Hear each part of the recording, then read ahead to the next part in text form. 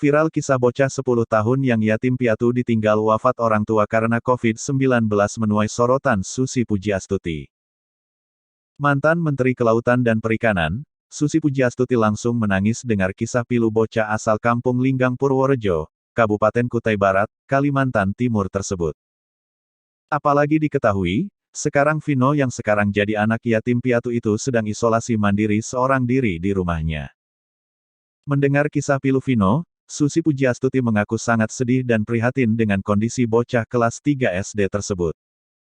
Mantan Menteri Kelautan dan Perikanan ini bahkan tak ragu ingin memeluk Vino secara langsung.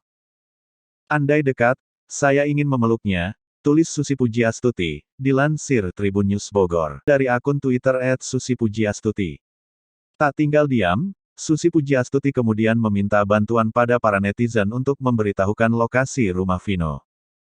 Kontak dan alamat, please, pinta Susi Pujiastuti. Diakui Susi Pujiastuti, ia ingin merawat Vino seperti anak sendiri. Saya bersedia merawatnya, tanpa adopsi, tutur Susi Pujiastuti.